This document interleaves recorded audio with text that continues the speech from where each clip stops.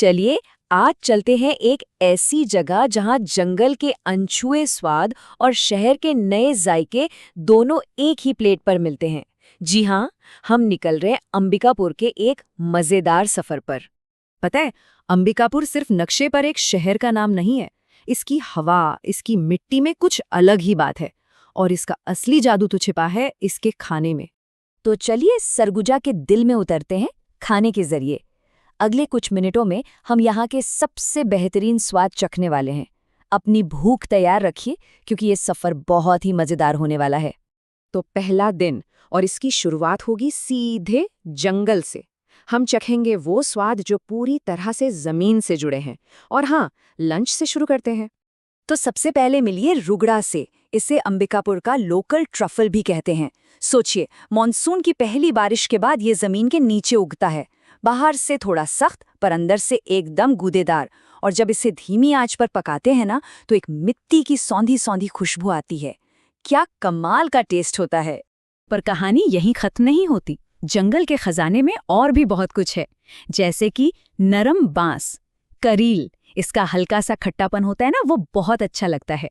इसके साथ होती है मुलायम चिल्का रोटी। और हाँ, अगर कुछ बिल्कुल हटके ट्राई करना हो तो है चापड़ा। ये लाल चींटियों से बनी एक तीखी चटपटी चटनी है।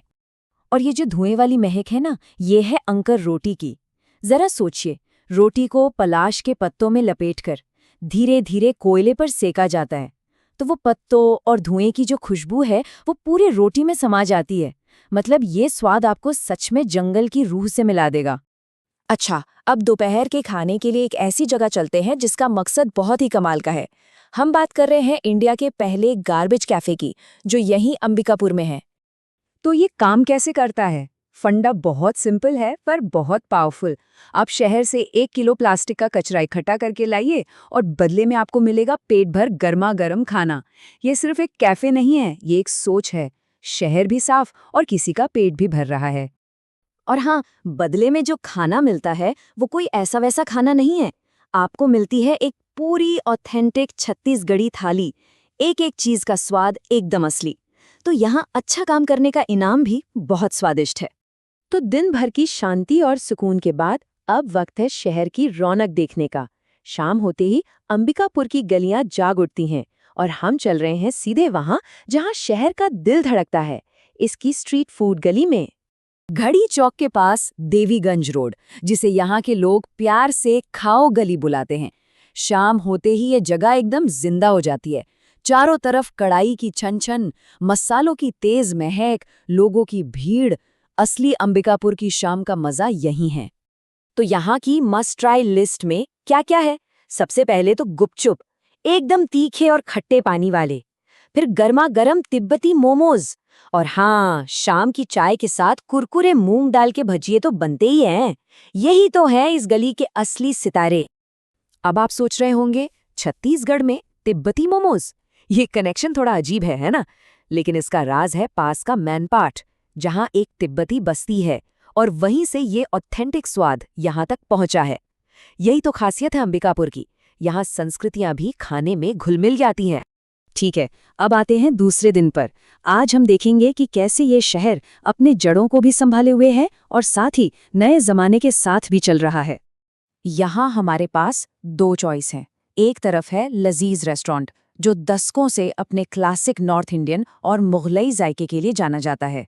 और दूसरी तरफ है शेफ्स जलसा, जहाँ मॉडर्न माहौल में नए नए फ्यूजन डिशेस मिलते हैं। तो एक तरफ है इतिहास का स्वाद और दूसरी तरफ है आज का ट्रेंड। लेकिन लिस्ट यहीं खत्म नहीं होती। अगर एक बढ़िया फैमिली डिनर के लिए कोई जगह चाहिए तो आदित्य रेस्टोरेंट एक सेफ बेट है।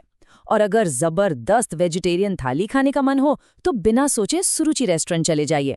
और हाँ, कुछ एकदम ही अलग ट्राई करना है तो नारियल नेशन है ना, जहाँ हर डिश में नारियल का ट्विस्ट है। बहुत यूनिक है। तो इस पूरे वीकेंड के बाद क्या निचोड़ निकलता है? ये सिर्फ रेस्टोरेंट्स की एक लिस्ट नहीं है, ये तो उन अनुभवों का एक मैप है जो हमेशा याद रहेंगे। तो हमने क्या क्या महसूस किया?